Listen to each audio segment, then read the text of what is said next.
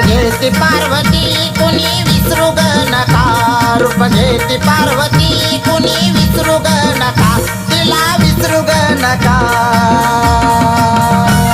यल्लम्मा एकविराची सहाय ग रेणुका, यल्लम्मा एकविराची सहाय ग रेणुका.